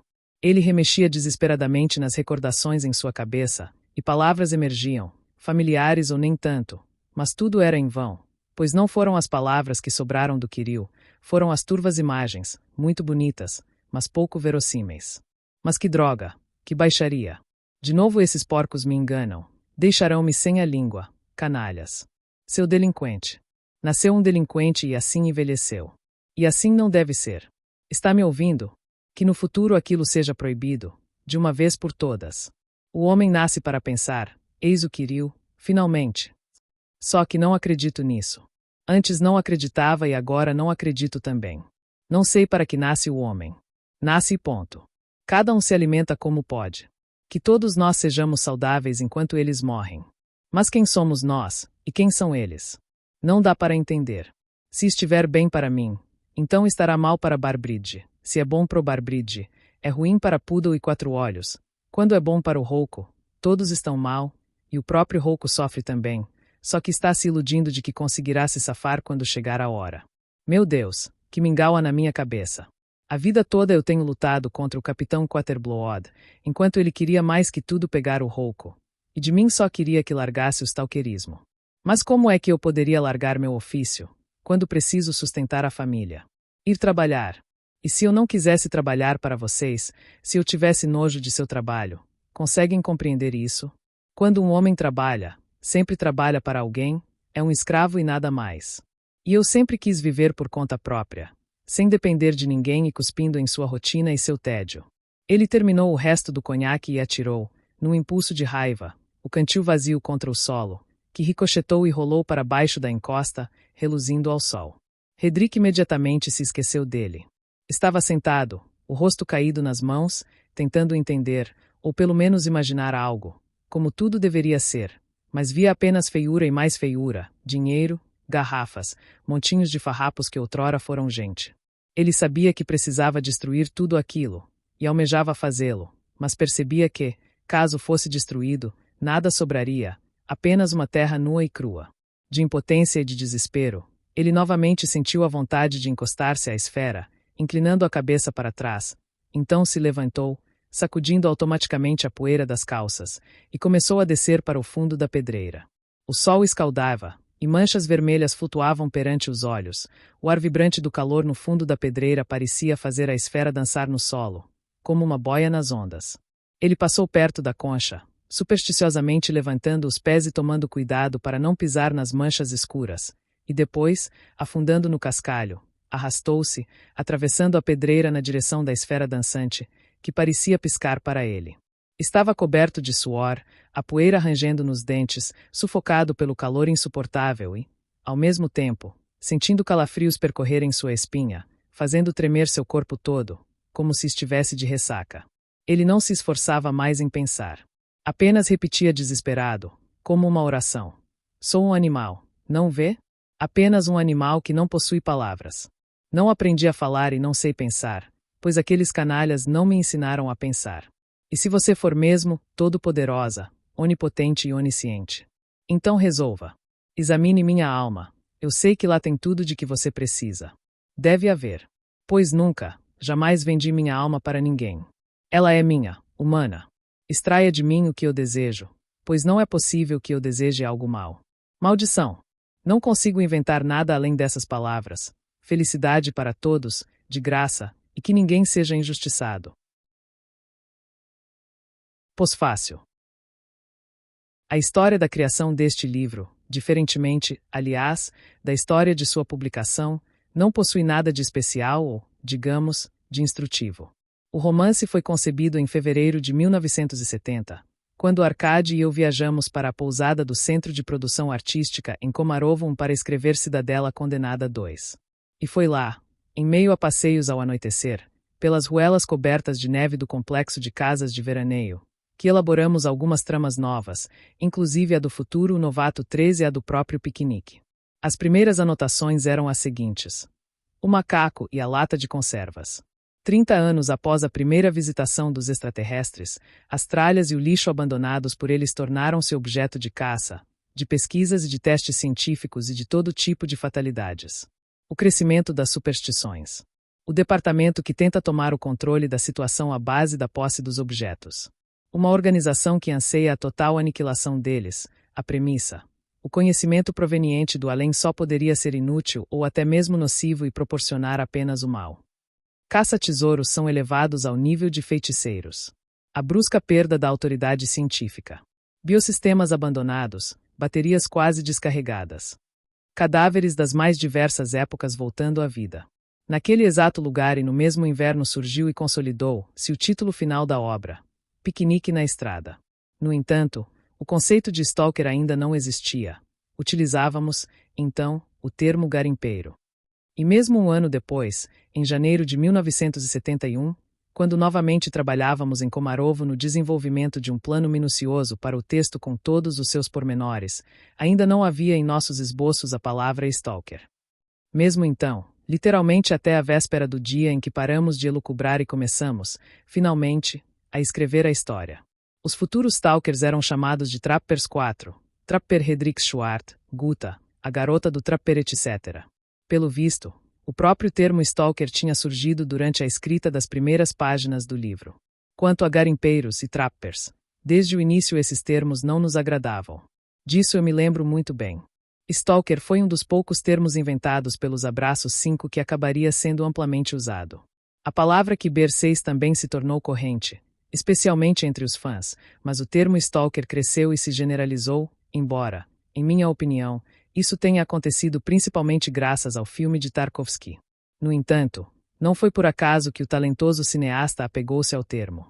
Pelo visto, havíamos criado uma palavrinha boa, sonora, multifacetada, que realmente acertara em cheio. Ela tem sua origem no inglês stalk, que significa perseguir, seguir de mansinho. Aliás, a pronúncia nativa é stalk, então o correto seria stalker e não stalker, mas não tiramos a palavra de um dicionário, e sim da velha, ainda pré-revolucionária, tradução russa de um livro de Kipling, chamado De Reckless Bunset, ou algo do gênero, que contava aventuras de travessos estudantes ingleses do final do século XIX e início do século XX de seu líder, um menino esperto e brincalhão apelidado de Stalk. Nos tempos de nossa juventude, quando Arcade ainda cursava a Viac 8, dei de presente para ele o livro Stalk e Co., de Kipling, que eu comprará por acaso num sebo da rua. Ele o leu e ficou tão impressionado que logo fez um rascunho de tradução que intitulou Stalk e Companhia. O livro tornou-se um de meus prediletos dos tempos escolares e da faculdade. Portanto, quando inventamos o termo stalker, nós obviamente tínhamos em mente o travesso Stalk, um rapaz de personalidade rígida e por vezes cruel, porém generoso e não desprovido de certa nobreza juvenil. É claro que na época nós nem imaginávamos que, na verdade, o nome de nosso herói deveria soar Stock e não Stalk. A novela foi escrita, sem quaisquer contratempos ou crises, em 3 levas. Em 19 de janeiro de 1971, começamos o rascunho, e no dia 3 de novembro do mesmo ano terminamos de passá-lo a limpo. Nos intervalos, nós nos ocupávamos de diversos assuntos, geralmente pouco importantes, tais como escrever queixas para o Senado governante, isto é, a Secretaria de Seção Moscovita da União dos Escritores, responder cartas, o que raramente fazíamos quando estávamos juntos. Elaborar o projeto de solicitação de auxílio estatal para um filme de divulgação científica chamado Encontro dos Mundos, sobre contatos com outro tipo de vida inteligente. Escrever 3 roteiros para Fitil 9, inventar a trama para filme de televisão chamado É a Vez do Ricken. Fazer o primeiro esboço do conto Estranhos Acontecimentos no Recife Octopus, e assim por diante. Nenhum desses protótipos recebeu qualquer continuação que fosse, muito menos alguma finalização, e nenhum deles possui relação com os acontecimentos por vir. É curioso o fato de que Piquenique foi aceito para publicação na revista Aurora de São Petersburgo de forma relativamente fácil e sem grandes problemas, sofrendo apenas algumas alterações insignificantes durante a revisão. Obviamente precisamos limpar o texto, tirando todo tipo de filho da mãe, merda etc.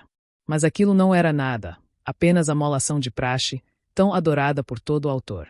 Não precisamos ceder em nenhum ponto principal e o texto saiu na revista no fim do verão de 1972 sem grandes mutilações. Já a epopeia do Piquenique na primeira editora que o aceitou enquanto livro, A Jovem Guarda 10, estava apenas começando. Na verdade, para ser exato, essa jornada iniciou-se ainda em 1971, quando o texto ainda nem existia e a história ainda era uma ideia vaga sugerida no projeto de uma coletânea. Essa coletânea, intitulada Encontros Não Marcados e dedicada ao problema do contato da humanidade com outro tipo de vida inteligente, era composta de 3 romances, 2 já prontos, Dossiê de um Assassinato 11 e o Novato, e o terceiro em processo da elaboração. Os problemas haviam começado imediatamente. 16 de março de 1971, Arcade. A chefia leu a coletânea, mas está enrolando e não respondeu nada definitivo. Exigiu que o livro fosse entregue para um doutor em história. Marcou, baseando essa decisão no fato de que esse tal doutor gosta muito da ficção científica. Depois o manuscrito voltará a Avramenko, a assistente do editor-geral, provavelmente para ela poder reavaliar a avaliação existente e que seria mantida em segredo. E só depois seguiria ao Osipovo, o editor-geral da Jovem Guarda. E só então saberemos nosso destino. Esses bostas. Pseudo-intelectuais.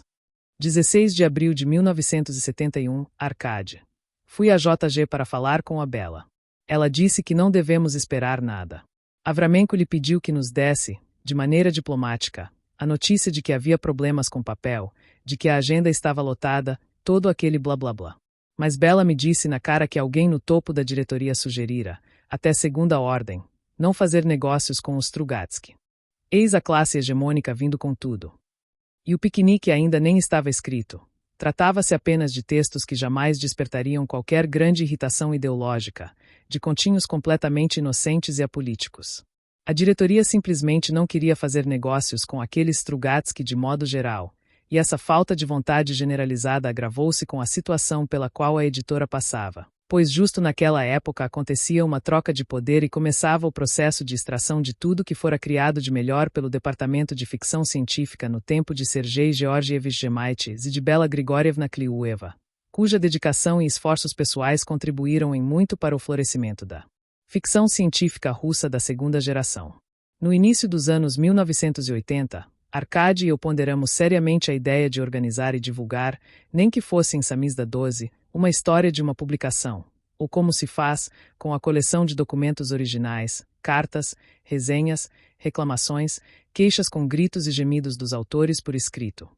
Todos relacionados à jornada editorial da coletânea Encontros Não Marcados, cujo sustentáculo era o piquenique. Eu havia até começado o trabalho sistemático de seleção e classificação dos materiais, mas logo larguei. Era um negócio minucioso e inútil, ingrato e sem perspectiva alguma. Além disso, havia algo de pernóstico em tudo aquilo. Quem éramos nós, afinal, para nos exibirmos como exemplo de como funcionava a máquina ideológica dos anos 1970, especialmente tendo em vista os destinos de Solzhenitsyn, Vladimirov, Voinovich e muitos outros, digníssimos entre os dignos? A empreitada foi abandonada, porém voltaríamos a ela já após o início da perestroika, quando chegaram novos e até novíssimos tempos, e havia surgido a possibilidade real de não apenas passar, de mão em mão, o dossiê de documentos, mas também de publicar tudo, de forma totalmente oficial. A publicação incluiria todos os comentários e os retratos ácidos de alguns figurões, muitos dos quais, naquela época, continuavam em seus postos e ainda eram capazes de influenciar os processos literários. Vadim Kazakov XIII assumiu o processo da preparação com seus incansáveis Lyuden XIV. Eu lhes entreguei todos os materiais. A coletânea já fora preparada quando se verificou que ninguém tinha dinheiro para a edição que, aparentemente, não traria lucro comercial algum. Além disso, os eventos históricos no país estavam a todo vapor. O golpe de Estado, a queda da URSS, uma revolução democrática, meio aveludada, mas definitivamente revolução. Em questão de meses, nossa empreitada perdeu qualquer mínima atualidade.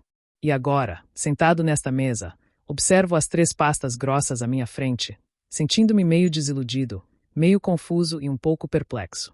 Nessas pastas estão nossas cartas para a editora Jovem Guarda, aos editores, ao chefe do departamento editorial, ao editor-geral, ao diretor da editora, as reclamações enviadas ao Comitê Central da Juventude Comunista, as súplicas dirigidas ao Departamento Cultural e à Seção de Imprensa e Propaganda do Comitê Central do Partido Comunista, as declarações ao VAP 15 e, obviamente, as respostas de todas essas instâncias, nossas cartas um ao outro. Um montão de papel com, pela mais modesta conta, uns 200 e tantos documentos. Não tenho ideia do que fazer com tudo isso.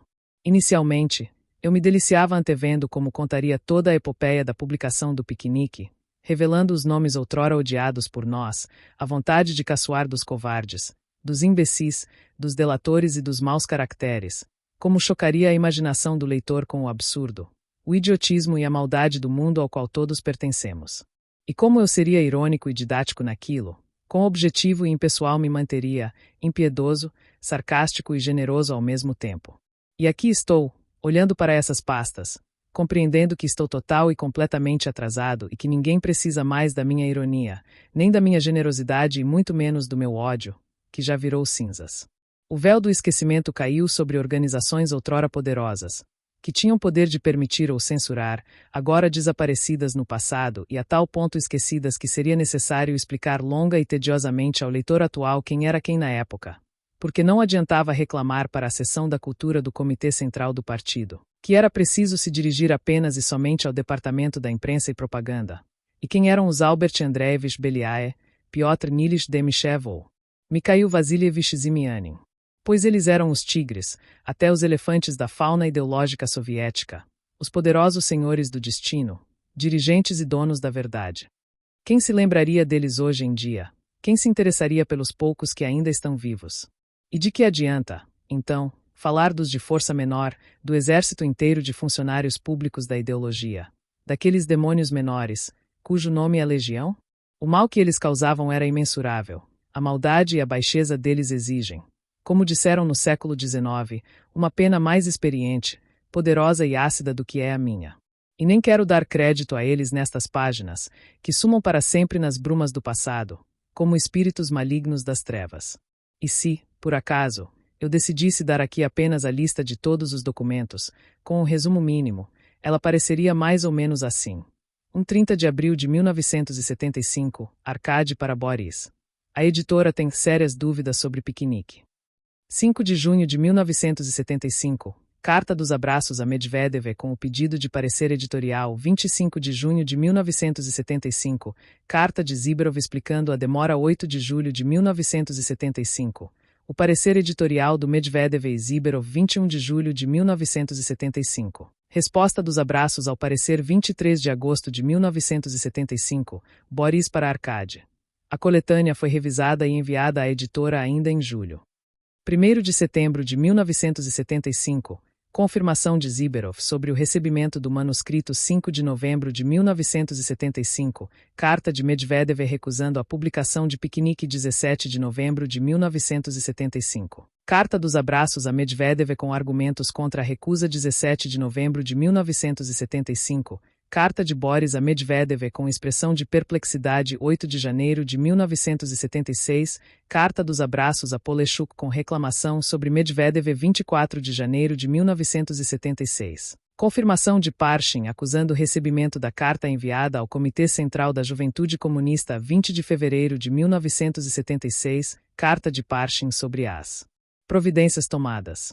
10 de março de 1976, Boris propõe a Arkady escrever uma carta a Parshin e Sidelnikov. 24 de março de 1976, carta dos abraços a Parshin, lembrando da resposta aguardada. 24 de março de 1976. Carta dos abraços a Sidelnikov lembrando da resposta aguardada. 30 de março de 1976, carta de Parshin sobre as providências tomadas. 5 de abril de 1976, Arkady sugere a Boris escrever uma carta para as altas instâncias. 12 de abril de 1976, carta de Medvedev recusando a publicação de Piquenique.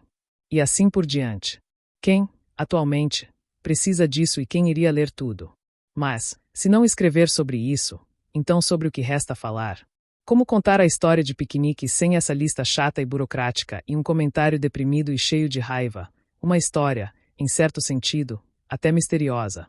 Pois é provável que essa obra possua certas imperfeições, mas por outro lado, ela possui óbvias vantagens, sendo definitivamente envolvente e capaz de causar no leitor uma impressão forte. Pois não foi ela que inspirou um leitor tão notável como Andrei Tarkovsky a fazer seu maravilhoso filme. Além disso, o romance certamente não possuía qualquer insinuação sobre a ordem vigente. Muito pelo contrário, até transcorria conforme a vigente ideologia antiburguesa.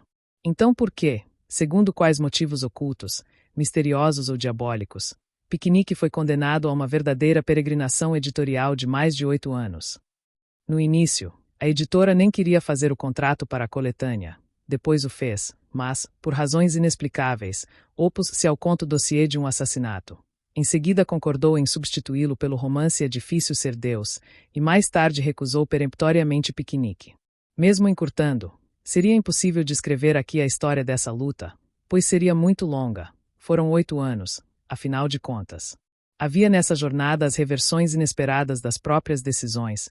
De repente, do nada, fora o edifício ser Deus. As 5 ou 6 renegociações de contrato e até as tentativas repentinas de romper quaisquer laços e relações, beirando um processo na justiça. Mas o principal, que permeava o tempo inteiro, incessante e invariavelmente, a cada ano, a cada conversa, a cada carta, era tirar de piquenique os cadáveres, mudar o vocabulário de Hedrick Schwartz, introduzir o termo soviético quando se tratava de Kirill Panov, suavizar o lúgubre, o desesperador, a rudez e a crueldade. Preservou-se um maravilhoso documento. Os comentários na revisão da editora, página a página, sobre a linguagem empregada no texto de piquenique. As observações seguem por 18 páginas e são agrupadas em categorias: observações sobre o comportamento amoral dos personagens, sobre violência física, sobre a vulgaridade e as expressões chulas. Não consigo me conter e deixar de citar algumas pérolas dessa lista. E repare que eu, em hipótese alguma, fiz qualquer seleção nas citações e não procurei de propósito nenhuma bobagem específica, apenas apresento a coisa em sequência. Observações ligadas ao comportamento amoral dos personagens. No total são 93 observações, apresento somente as primeiras. Deve levantar esse seu traseiro gordo. P33 eu andaria com os dentes se fosse preciso. P34 desatarrachei o cantil e me colei nele feito um carrapato. P53 acabei com o frasco, suguei-o inteiro. Idem. Decidi me embebedar naquele dia feito um porco. Seria legal dar uma lição no Richard também. Pois aquele canalha sabia jogar como ninguém. P56. Eu morria de vontade de beber algo forte, mal conseguia me aguentar. P62 gostaria de brindar com você em homenagem a nosso encontro. Idem, sem dizer uma palavra, me serviu 4 dedos de álcool. Eu me acomodei num banco, dei um gole, fechei os olhos, sacudi a cabeça e engoli de novo. P63 observações ligadas à violência física. São 36 itens no total, seguem os últimos. Capanhou do balcão uma pesada caneca cheia e espatifou-a com toda a força na cara do engraçadinho mais próximo. P255. Escolheu uma porca de uns 20 gramas. Após mirar rapidamente, lançou-a na cabeça do infeliz. A porca acertou Arthur direto na nuca. O moço gemeu. P259. Na próxima vez vai levar um soco na cara. Idem. Arthur grunhiu, deu um coice com a perna livre no rosto de Hedrick e começou a se debater e a se contorcer no solo. P262, esmagando contra o peito a cabeça daquele maldito novato, que Hedrick não aguentou e berrou a plenos pulmões. P263, aquele rostinho lindo havia virado uma crosta preta acinzentada, uma mistura de sangue seco e cinzas. P265, ao escolher uma das maiores poças. Hedrick jogou o rapaz para dentro da água putrefata. Idem acertar as contas com os canalhas, sugar suas almas, que comam a merda que eu comi. P287 bateu com força o punho contra a testa. Idem observações. Sobre vulgaridade e expressões chulas, no total são 251 itens, apresenta um bloco escolhido aleatoriamente. Ele começou a xingar grosseiramente e em voz baixa, com uma raiva impotente, expelindo saliva pela boca e sufocando-se em ataques de tosse. P104-105 ponha os dentes e vamos. P105 açougueiro xingou. P107 você é um canalha. Um abutre mesmo. P108. Estava coberto de lama, como se fosse um porco. P113 que diabo. Xingou em voz alta. P119. Buzinou para um africano. P124 é claro, dizia a carta editorial correspondente, que nós apontamos apenas as expressões que, a nosso ver, precisam ser eliminadas ou alteradas. Isso se explica, antes de tudo, pelo fato de o público-alvo do vosso livro ser formado por jovens e adolescentes, membros da juventude comunista que veem na literatura soviética um manual de conduta moral, um guia para a vida. Lembro-me de que, ao receber tal documento genial, fui direto a minhas estantes, animadamente, saquei de lá um livro de nosso amado e insuperável Jaroslav Hasek 16. Que tamanha satisfação eu senti ao ler lá. A vida não é uma escola de bons modos. Cada um fala como pode. O mestre de cerimônias, Dr. Gucci, fala diferente do dono da hospedaria O Cálice, Palivets.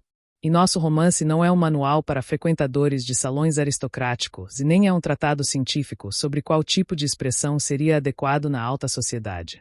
Foi dito, e muito corretamente, que a pessoa que recebeu uma educação saudável pode ler de tudo. Só podem condenar o que é natural às pessoas espiritualmente amorais, boçais perversos que, adeptos de uma asquerosa pseudo-moral, nem olham o conteúdo, e ainda assim, atacam furiosamente palavras aleatórias. Alguns anos atrás, li uma resenha de um conto. O crítico ficava possesso porque o autor havia escrito. Ele soprou e assoou o nariz. Isso, segundo o crítico, ia contra todas as normas estéticas e poéticas que a literatura deveria proporcionar ao povo. Esse é apenas um e não o mais forte exemplo de que tipo de asno já viu a luz do sol.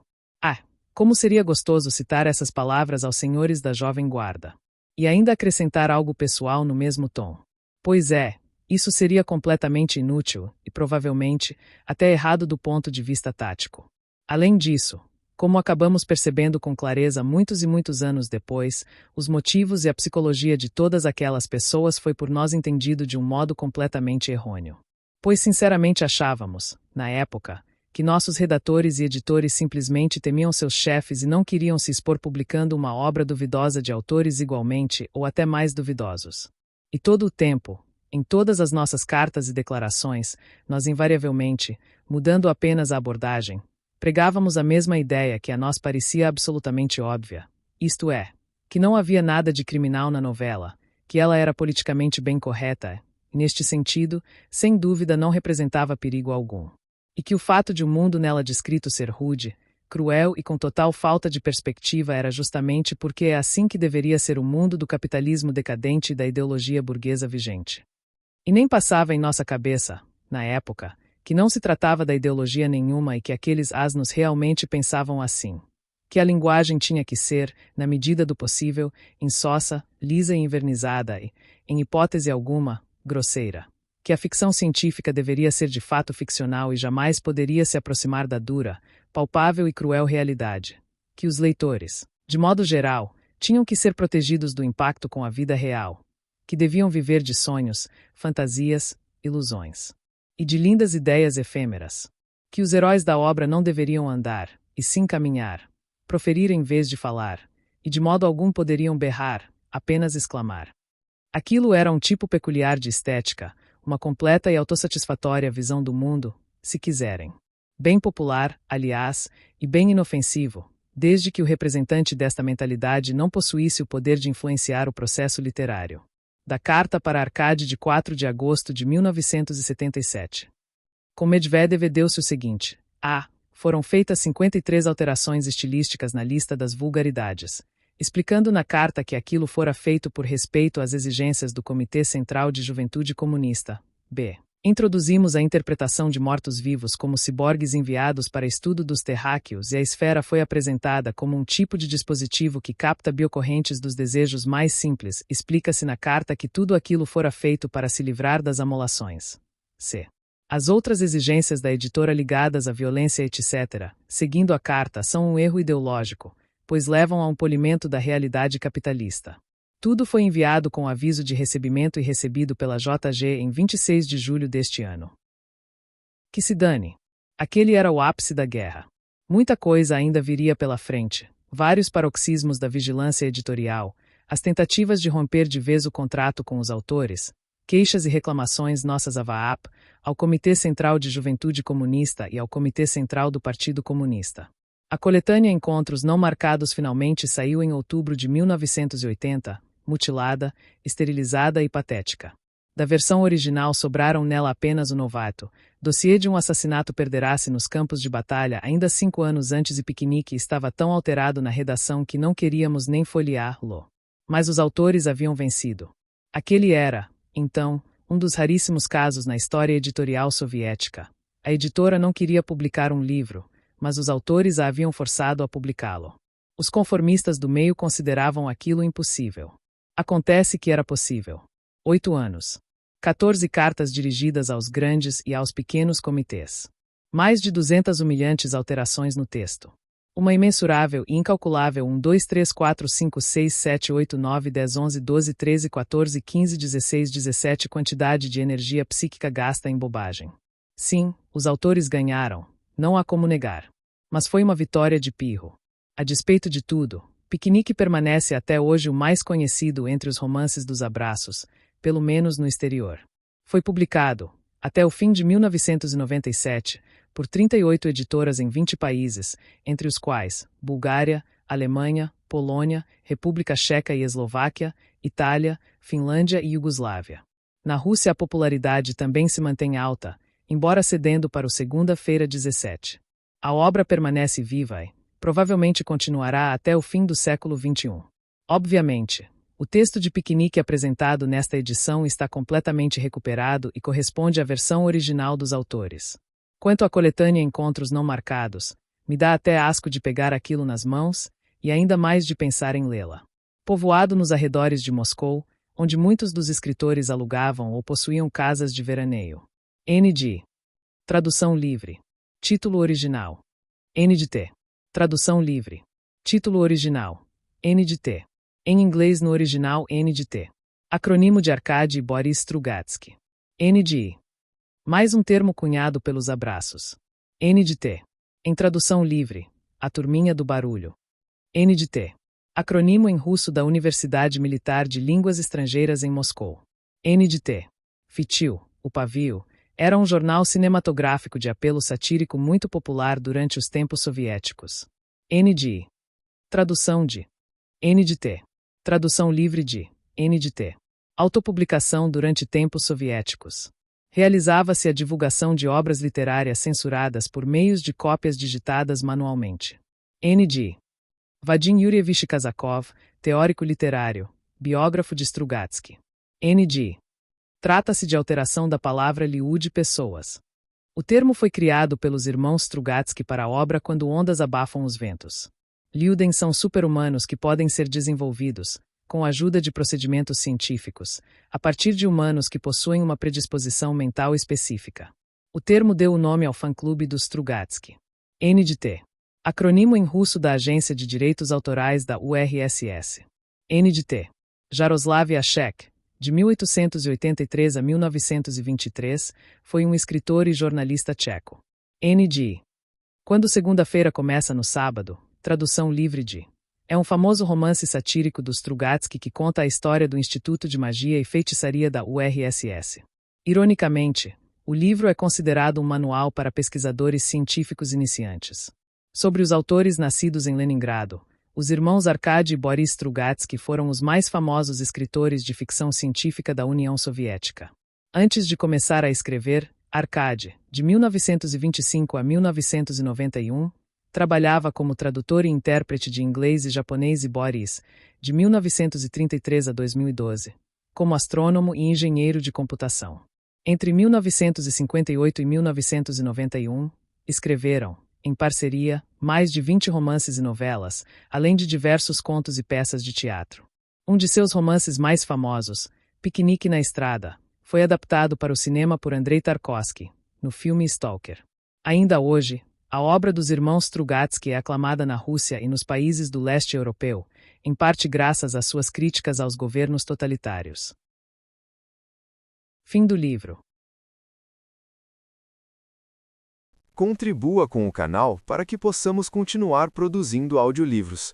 Doe em livepix.gg/eaudiolivro.